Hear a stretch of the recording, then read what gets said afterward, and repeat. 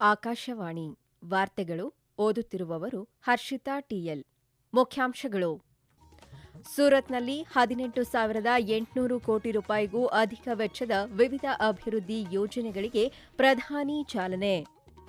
ಭಾರತದಲ್ಲಿ digital ಮೂಲಸೌಕರ್ಯಕ್ಕಾಗಿ air ಟ್ರಂಕ್ನಿಂದ 3 lakh ಕೋಟಿ ರೂಪಾಯಿ ಬಂಡವಾಳ ಹೂಡಿಕೆ ಪ್ರಕಟ ಪ್ರಧಾನಮಂತ್ರಿ ನರೇಂದ್ರ ಮೋದಿ. ಅಂದಾಜು ಶೇಕಡಾ 7.7ರ ಬೆಳವಣಿಗೆಯ ನೈಜ ಜಿಡಿಪಿಯೊಂದಿಗೆ ಬಲವಾದ ವೇಗ ಕಾಯ್ದುಕೊಂಡ ದೇಶದ ಆರ್ಥಿಕತೆ. ತಂತ್ರಜ್ಞಾನ ಆಧಾರಿತ ದಕ್ಷ ಗಡಿ ನಿರ್ವಹಣಾ ಯೋಜನೆ ಮುಂದಿನ ವರ್ಷ ಪ್ರಾಯೋಗಿಕವಾಗಿ ಜಾರಿ. ಗೃಹ ಸಚಿವ ಅಮಿತ್ ಶಾ. 18 ವರ್ಷದೊಳಗಿನ ಪುರುಷರ Asia hockey cup Pakistan ಮಣಿಸಿ final ಪ್ರವೇಶಿಸಿದ ಭಾರತ ತಂಡ. ವಾರ್ತೆಗಳ ವಿವರ. ಪ್ರಧಾನಿ ನರೇಂದ್ರ ಮೋದಿ ಸೂರತ್ನಲ್ಲಿ ಇಂದು ರಸ್ತೆ, ವಿದ್ಯುತ್ ಮತ್ತು ಕೈಗಾರಿಕಾ ಕ್ಷೇತ್ರಗಳಿಗೆ ಸಂಬಂಧಿಸಿದ 18,800 ಕೋಟಿ ರೂಪಾಯಿಗೂ ಅಧಿಕ ವಿವಿಧ ಅಭಿವೃದ್ಧಿ ಯೋಜನೆಗಳಿಗೆ ಚಾಲನೆ ನೀಡಿದರು. ಈ ಸಂದರ್ಭದಲ್ಲಿ ಸಾರ್ವಜನಿಕರನ್ನುದ್ದೇಶಿಸಿ ಮಾತನಾಡಿದ ಪ್ರಧಾನಿ, ಈ ಉಪಕ್ರಮಗಳು ಬೆಳವಣಿಗೆಯ ಚಾಲಕ ಶಕ್ತಿಯಾಗಿದ್ದು, ಜನತೆಯ ಸುಗಮ ಜೀವನ ಉತ್ತಮಪಡಿಸಲಿವೆ ಎಂದರು. ಪರಿಸರ ದಿನದ ಸಂದರ್ಭದಲ್ಲಿ ದೇಶದ ಅತ್ಯಂತ ಸ್ವಚ್ಛ ನಗರಗಳಲ್ಲಿ ಒಂದಾದ ಸೂರತ್ನಲ್ಲಿ ಇರುವ ಬಗ್ಗೆ ಸಂತಸ ವ್ಯಕ್ತಪಡಿಸಿದ ಅವರು, ವಿಶ್ವ ಕ್ರಮೇಣವಾಗಿ ಹಸಿರು ಭವಿಷ್ಯದತ್ತ ಸಾಗುತ್ತಿದ್ದು, ಭಾರತ ಇದಕ್ಕೆ ಸಕ್ರಿಯವಾಗಿ ಕೊಡುಗೆ ನೀಡುತ್ತಿದೆ ಎಂದರು. ಈ ಶತಮಾನದ ಆರಂಭದಲ್ಲಿಯೇ ಗುಜರಾತ್ ಸರ್ಕಾರ ನವೀಕರಿಸಬಹುದಾದ ಇಂಧನ ಇಲಾಖೆಯನ್ನು ಸ್ಥಾಪಿಸಿದ್ದು, ಪಠಾಣ್ ಜಿಲ್ಲೆಯ ಚರಂಕಾ ಗ್ರಾಮದಲ್ಲಿ ದೇಶದ ಮೊದಲ ಸೌರ ಉದ್ಯಾನ ಅಭಿವೃದ್ಧಿಪಡಿಸಲಾಯಿತು ಎಂದು ತಿಳಿಸಿದ್ದಾರೆ. ಇಂದು ಮಧ್ಯಾಹ್ನ ಪ್ರಧಾನಿ ಅವರು ಹಜಿರಾಗೆ ಭೇಟಿ ನೀಡಿ ಔದ್ಯಮಿಕ ಹಾಗೂ ಮೂಲಸೌಕರ್ಯ ಕಾರ್ಯಾಚರಣೆ ವೀಕ್ಷಿಸಿದರು. ಪ್ರಧಾನಿ ಅವರು ಈ ಸಂಜೆ ದಮನ್ಗೆ ಭೇಟಿ ನೀಡಿ 2,970 ಕೋಟಿ ರೂಪಾಯಿ ವೆಚ್ಚದ ವಿವಿಧ ಯೋಜನೆಗಳ ಉದ್ಘಾಟನೆ ಹಾಗೂ ಶಂಕುಸ್ಥಾಪನೆ ನೆರವೇರಿಸಲಿದ್ದಾರೆ. ಭಾರತದ ಡಿಜಿಟಲ್ ಮೂಲಸೌಕರ್ಯ ಪಯಣ ಗಮನಾರ್ಹ ಚಲನಶೀಲತೆಯನ್ನು ಕಂಡುಕೊಳ್ಳುತ್ತಿದೆ ಎಂದು ಪ್ರಧಾನಿ ನರೇಂದ್ರ ಮೋದಿ ಹೇಳಿದ್ದಾರೆ. ಭಾರತದಲ್ಲಿ ಏರ್ ಟ್ರಂಕ್ ಸುಮಾರು 3 ಲಕ್ಷ ಕೋಟಿ ರೂಪಾಯಿ ಬಂಡವಾಳ ಹೂಡಿಕೆಯ ಯೋಜನೆ ಪ್ರಕಟಿಸಿದೆ. ಇದಲ್ಲದೆ 5 ಗಿಗಾವ್ಯಾಟ್ ಸಾಮರ್ಥ್ಯದ ಡೇಟಾ ಕೇಂದ್ರ ಅಭಿವೃದ್ಧಿಪಡಿಸುವುದಾಗಿ ಘೋಷಿಸಿದೆ ಎಂದು ಪ್ರಧಾನಿ ನರೇಂದ್ರ ಮೋದಿ ಅವರು ಸಾಮಾಜಿಕ ಮಾಧ್ಯಮದಲ್ಲಿ ತಿಳಿಸಿದ್ದಾರೆ. ಇದು ಡಿಜಿಟಲ್ ಮೂಲಸೌಕರ್ಯ ವ್ಯವಸ್ಥೆಯಲ್ಲಿನ ಅತಿದೊಡ್ಡ ಬಂಡವಾಳ ಹೂಡಿಕೆ ಪ್ರಸ್ತಾಪವಾಗಿದೆ ಎಂದು ಅವರು ತಿಳಿಸಿದ್ದಾರೆ. ಇಂತಹ ಬಂಡವಾಳ ಹೂಡಿಕೆಗಳು ಕ್ಲೌಡ್ ಕಂಪ್ಯೂಟಿಂಗ್ ಮತ್ತು ಕೃತಕ ಬುದ್ದಿಮತ್ತೆ ಎಐಗಳಲ್ಲಿ ಭಾರತವನ್ನು ಜಾಗತಿಕ ಕೇಂದ್ರವನ್ನಾಗಿಸುವಲ್ಲಿ ಬಲ ನೀಡಲಿವೆ. ಉದ್ಯೋಗಾವಕಾಶ ಸೃಷ್ಟಿಸುವುದರ ಜೊತೆಗೆ ಸ್ಥಳೀಯ ಪೂರೈಕೆ ಸರಪಳಿ ಬೆಂಬಲಿಸಲಿದೆ ಮತ್ತು ನಾವೀನ್ಯತೆ ನೇತೃತ್ವದ ಬೆಳವಣಿಗೆಯ ವೇಗ ವರ್ಧಿಸಲಿದೆ ಎಂದು ಅವರು ಹೇಳಿದ್ದಾರೆ. ವಿಶ್ವದ ಡಿಜಿಟಲ್ ಆರ್ಥಿಕ ಭವಿಷ್ಯ ಹೆಚ್ಚಿನದಾಗಿ ಭಾರತದಲ್ಲಿಯೇ ನಿರೂಪಣೆಗೊಳ್ಳಲಿದೆ ಎಂಬುದು ಇದರಿಂದ ಸ್ಪಷ್ಟವಾಗಿದೆ ಎಂದು ಪ್ರಧಾನಿ ನರೇಂದ್ರ ಮೋದಿ ತಿಳಿಸಿದ್ದಾರೆ. ದೇಶದ ಆರ್ಥಿಕತೆ 2025-26ರಲ್ಲಿ ಅಂದಾಜು ಶೇಕಡಾ 7.7 ಬೆಳವಣಿಗೆಯ ನೈಜ ಒಟ್ಟು ದೇಶೀಯ ಉತ್ಪನ್ನದೊಂದಿಗೆ ಬಲವಾದ ವೇಗವನ್ನು ಕಾಯ್ದುಕೊಂಡಿದೆ. ಸಾಂಖ್ಯಿಕ ಮತ್ತು ಕಾರ್ಯಕ್ರಮ ಅನುಷ್ಠಾನ ಸಚಿವಾಲಯ ಇಂದು ಬಿಡುಗಡೆ ಮಾಡಿದ ತಾತ್ಕಾಲಿಕ ವಾರ್ಷಿಕ ಜಿಡಿಪಿ ಅಂದಾಜು ವರದಿಯಲ್ಲಿ ಈ ವಿಷಯ ಸ್ಪಷ್ಟಪಡಿಸಲಾಗಿದೆ.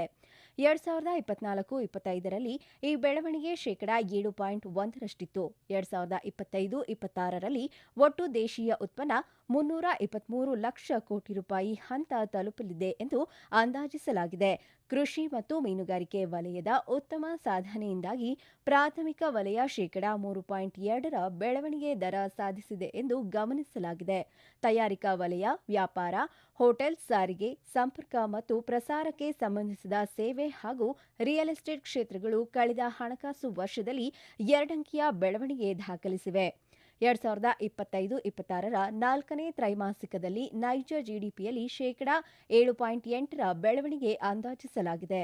2025-26 ಹಣಕಾಸು ವರ್ಷದಲ್ಲಿ ಸಾಧಿಸಲಾದ ಶೇಕಡಾ 7.7ರ ಜಿಡಿಪಿ ಅಭಿವೃದ್ಧಿ ದರ ಹಾಗೂ 4ನೇ ತ್ರೈಮಾಸಿಕದಲ್ಲಿ ಸಾಧಿಸಲಾದ ಶೇಕಡಾ 7.8ರ ಬೆಳವಣಿಗೆ ದರ ಭಾರತದ ಪಾರಂಪರಿಕ ಬಲವನ್ನು ಪ್ರತಿಫಲಿಸುತ್ತದೆ ಎಂದು ಪ್ರಧಾನಿ ನರೇಂದ್ರ ಮೋದಿ ಸಾಮಾಜಿಕ ಮಾಧ್ಯಮದಲ್ಲಿ ತಿಳಿಸಿದ್ದಾರೆ.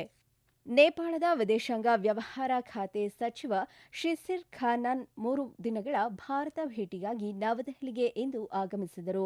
ಭಾರತದ ವಿದೇಶಾಂಗ ಖಾತೆ ಸಚಿವ ಡಾ ಎಸ್ ಜೈಶಂಕರ್ ಅವರು ಆಹ್ವಾನದ ಮೇರೆಗೆ ಶಿಶಿರ್ ಅನಾಲ್ ಆಗಮಿಸಿದ್ದು, ನಾಳೆ ಉಭಯ ನಾಯಕರು ಸಮಾಲೋಚನೆ ನಡೆಸಲಿದ್ದಾರೆ ಎಂದು ವಿದೇಶಾಂಗ ವ್ಯವಹಾರಗಳ ಸಚಿವಾಲಯ ವಕ್ತಾರ ರಣದೀಪ್ ಜೈಸ್ವಾಲ್ ತಿಳಿಸಿದ್ದಾರೆ. ವ್ಯಾಪಾರ, ವಾಣಿಜ್ಯ, ಬಂಡವಾಳ ಹೂಡಿಕೆ ಮತ್ತು ಅಭಿವೃದ್ಧಿ ಸಹಕಾರ ಕುರಿತಂತೆ ನಾಯಕರು ಮಾತುಕತೆ ನಡೆಸಲಿದ್ದಾರೆ. ಈ ವಾರ್ತೆಗಳನ್ನು ಆಕಾಶವಾಣಿಯಿಂದ ಕೇಳುತ್ತಿದ್ದೀರಿ. ನಮ್ಮ ಎಲ್ಲಾ ರಾಷ್ಟ್ರೀಯ ವಾರ್ತೆಗಳು ಹಾಗೂ ಪ್ರದೇಶ ಸಮಾಚಾರ ಈಗ ಆಕಾಶವಾಣಿ ನ್ಯೂಸ್ ಕನ್ನಡ ಯೂಟ್ಯೂಬ್ ಚಾನೆಲ್ನಲ್ಲಿ ಲಭ್ಯ. ನಮ್ಮ ಎಕ್ಸ್ ಖಾತೆ ಮತ್ತು ಇನ್ಸ್ಟಾಗ್ರಾಂ ಖಾತೆ ಆಕಾಶವಾಣಿ ನ್ಯೂಸ್ ಕನ್ನಡ. ಹೆಚ್ಚಿನ ಮಾಹಿತಿಗಾಗಿ ನಮ್ಮ ಫೇಸ್ಬುಕ್ ಖಾತೆ AIR ಕನ್ನಡ ನ್ಯೂಸ್ ಅನುಸರಿಸಿ. ಮಾಹಿತಿಯ ಹೂರಣ ವಾರದ ಕಾರ್ಯಕ್ರಮ ಪ್ರಚಲಿತ ವಿದ್ಯಮಾನ ಪ್ರತಿ ಬುಧವಾರ 9:15ಕ್ಕೆ. ತಂತ್ರಜ್ಞಾನ ಆಧಾರಿತ ದಕ್ಷ ಗಡಿ ನಿರ್ವಹಣಾ ಯೋಜನೆಯನ್ನು ಮುಂದಿನ ವರ್ಷ ಪ್ರಾಯೋಗಿಕವಾಗಿ ಜಾರಿಗೊಳಿಸಲಾಗುವುದು ಎಂದು ಕೇಂದ್ರ ಗೃಹ ಸಚಿವ ಅಮಿತ್ ಶಾ ಹೇಳಿದ್ದಾರೆ. ತ್ರಿಪುರಾದ ಭಾರತ ಬಾಂಗ್ಲಾದೇಶ ಅಂತಾರಾಷ್ಟೀಯ ಗಡಿಯಲ್ಲಿರುವ ಲಂಕಾಮುರ ಗಡಿ ಔಟ್ಪೋಸ್ಟ್ನಲ್ಲಿರುವ ಪ್ರಹರಿ ಸಮ್ಮೇಳನ ಉದ್ದೇಶಿಸಿ ಅವರು ಮಾತನಾಡಿದರು. ದಕ್ಷ ಗಡಿ ನಿರ್ವಹಣಾ ಯೋಜನೆಯನ್ನು 7-8 ಸೂಕ್ಷ್ಮ ಪ್ರದೇಶಗಳಲ್ಲಿ ಪ್ರಾಯೋಗಿಕವಾಗಿ ಅನುಷ್ಠಾನಕ್ಕೆ ತರಲಾಗುವುದು ಎಂದು ತಿಳಿಸಿದರು. ದೇಶದ ಸುರಕ್ಷತೆ ಮತ್ತು ಭದ್ರತೆ ಅತ್ಯಂತ ಅವಶ್ಯಕವಾಗಿದ್ದು, ಮಾದಕ ದ್ರವ್ಯ, ಮಾನವ ಕಳ್ಳ ಸಾಗಾಟ, ಅಕ್ರಮ ಗೋವು ಸಾಗಾಟಗಳನ್ನು ಸಂಪೂರ್ಣವಾಗಿ ತಡೆಗಟ್ಟುವುದು ಅತ್ಯಗತ್ಯ ಎಂದರು. ಪರಿಸರ ದಿನದ ಅಂಗವಾಗಿ ಏರ್ಪಡಿಸಲಾಗಿದ್ದ ಸಾಮೂಹಿಕ ಸಸಿ ನೆಡುವ ಕಾರ್ಯಕ್ರಮದಲ್ಲಿ ಪಾಲ್ಗೊಂಡ ಗೃಹ ಸಚಿವ ಅಮಿತ್ ಶಾ ಗಿಡವೊಂದನ್ನು ನೆಟ್ಟರು. ಕೇಂದ್ರೀಯ ಸಶಸ್ತ್ರ ಪೊಲೀಸ್ ಪಡೆ 2019ರಿಂದ ಇದುವರೆಗೂ ದೇಶದಲ್ಲಿ ಒಟ್ಟು 6,40,00,000ಕ್ಕೂ ಅಧಿಕ ಸಸಿಗಳನ್ನು ನೆಟ್ಟಿದೆ ಎಂದು ಈ ಸಂದರ್ಭದಲ್ಲಿ ಅವರು ತಿಳಿಸಿದರು.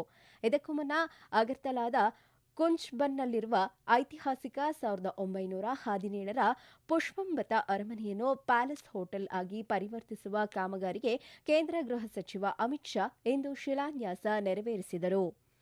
ಅಂಡಮಾನ್ ದ್ವೀಪದ ಪೂರ್ವ ಕರಾವಳಿಯ ಸುಮಾರು 15 ಕಿಲೋಮೀಟರ್ ದೂರದಲ್ಲಿರುವ ಶ್ರೀ ವಿಜಯಪುರಂ 3 ಪ್ರದೇಶದಲ್ಲಿ ನೈಸರ್ಗಿಕ ಅನಿಲ ಪತ್ತೆಯಾಗಿದೆ ಎಂದು ಕೇಂದ್ರ ಪೆಟ್ರೋಲಿಯಂ ಮತ್ತು ನೈಸರ್ಗಿಕ ಅನಿಲ ಖಾತೆ ಸಚಿವ ಹರ್ದೀಪ್ ಸಿಂಗ್ ಪುರಿ ಪ್ರಕಟಿಸಿದ್ದಾರೆ.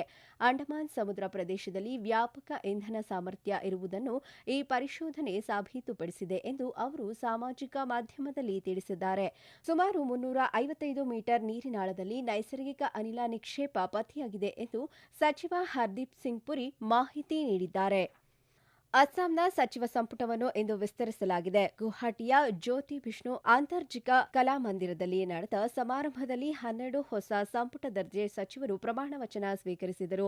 ಮುಖ್ಯಮಂತ್ರಿ ಹಿಮಂತ್ ಬಿಸ್ವಾ ಶರ್ಮಾ ಸಮ್ಮುಖದಲ್ಲಿ ರಾಜ್ಯಪಾಲ ಲಕ್ಷ್ಮಣ ಪ್ರಸಾದ್ ಆಚಾರ್ಯ ಅವರಿಂದ ನೂತನ ಸಚಿವರು ಅಧಿಕಾರ ಹಾಗೂ ಗೌಪ್ಯತೆಯ ಪ್ರಮಾಣ ವಚನ ಸ್ವೀಕರಿಸಿದರು. ಇದರಿಂದಾಗಿ ಅಸ್ಸಾಂ ಮಂತ್ರಿಮಂಡಲದ ಸದಸ್ಯರ ಸಂಖ್ಯೆ 17ಕ್ಕೇರಿದೆ. ಅಸ್ಸಾಂನಲ್ಲಿ ಮುಖ್ಯಮಂತ್ರಿ ಸೇರಿದಂತೆ ಗರಿಷ್ಠ 19 ಸಚಿವ ಸ್ಥಾನಗಳಿಗೆ ಅವಕಾಶವಿದೆ. ಭಾರತ 18 ವರ್ಷದೊಳಗಿನ ಪುರುಷರ ಏಷ್ಯಾ ಹಾಕಿ ಕಪ್ ಫೈನಲ್ ಪ್ರವೇಶಿಸಿದೆ. ಜಪಾನಿನ ಕಕಾಮಿಗಹರಾ ಹಾಕಿ ಕ್ರೀಡಾಂಗಣದಲ್ಲಿ ಇಂದು ನಡೆದ ಸೆಮಿಫೈನಲ್ಸ್ ಪಂದ್ಯದಲ್ಲಿ ಭಾರತ ಪಾಕಿಸ್ತಾನದ ವಿರುದ್ಧ 5-3 ಗೋಲುಗಳ ಅಂತರದಿಂದ ಜಯ ಗಳಿಸಿತು. ಪ್ರಶಸ್ತಿಗಾಗಿ ನಾಳೆ ನಡೆಯುವ ಫೈನಲ್ ಪಂದ್ಯದಲ್ಲಿ ಭಾರತ ಆತಿಥೇಯ ಜಪಾನ್ ತಂಡವನ್ನು ಎದುರಿಸಲಿದೆ. ಗೋವಾದ ಮಾರ್ಗೋವಾದಲ್ಲಿ ನಾಳೆ ನಡೆಯಲಿರುವ ಸ್ಯಾಫ್ ಮಹಿಳಾ ಫುಟ್ಬಾಲ್ ಚಾಂಪಿಯನ್ಶಿಪ್ನ ಫೈನಲ್ ಪಂದ್ಯದಲ್ಲಿ ಭಾರತ ತಂಡ ಬಾಂಗ್ಲಾದೇಶವನ್ನು ಎದುರಿಸಲಿದೆ. ಪಂದ್ಯ ಸಂಜೆ 6:30ಕ್ಕೆ ಆರಂಭವಾಗಲಿದೆ. ಕೊನೆಯಲ್ಲಿ ಮತ್ತೊಮ್ಮೆ ಮುಖ್ಯಾಂಶಗಳು. ಸೂರತ್ನಲ್ಲಿ 18,800 ಕೋಟಿ ರೂಪಾಯಿಗೂ ಅಧಿಕ ವೆಚ್ಚದ ವಿವಿಧ ಅಭಿವೃದ್ಧಿ ಯೋಜನೆಗಳಿಗೆ ಪ್ರಧಾನಿ ಚಾಲನೆ. ಭಾರತದಲ್ಲಿ ಡಿಜಿಟಲ್ ಮೂಲಸೌಕರ್ಯಕ್ಕಾಗಿ ಏರ್ಟ್ರಂಕ್ನಿಂದ 3 ಲಕ್ಷ ಕೋಟಿ ರೂಪಾಯಿ ಬಂಡವಾಳ ಹೂಡಿಕೆ ಪ್ರಕಟ. ಪ್ರಧಾನಿ ನರೇಂದ್ರ ಮೋದಿ. ಅಂದಾಜು ಶೇಕಡಾ 7.7ರ ಬೆಳವಣಿಗೆಯ ನೈಜ ಜಿಡಿಪಿಯೊಂದಿಗೆ ಬಲವಾದ ವೇಗ ಕಾಯ್ದುಕೊಂಡ ದೇಶದ ಆರ್ಥಿಕತೆ. ತಂತ್ರಜ್ಞಾನ ಆಧಾರಿತ ದಕ್ಷ ಗಡಿ ನಿರ್ವಹಣಾ ಯೋಜನೆ ಮುಂದಿನ ವರ್ಷ ಪ್ರಾಯೋಗಿಕವಾಗಿ ಜಾರಿ. ಗೃಹ ಸಚಿವ ಅಮಿತ್ ಶಾ. 18 ವರ್ಷದೊಳಗಿನ ಪುರುಷರ Asia hockey cup Pakistan ಮಣಿಸಿ final ಪ್ರವೇಶಿಸಿದ ಭಾರತ ತಂಡ. ಇಲ್ಲಿಗೆ ವಾರ್ತಾ ಪ್ರಸಾರ ಮುಕ್ತಾಯವಾಯಿತು. ನಮ್ಮ ಮುಂದಿನ ವಾರ್ತಾ ಪ್ರಸಾರ ನಾಳೆ ಬೆಳಿಗ್ಗೆ 7:05 ನಿಮಿಷಕ್ಕೆ.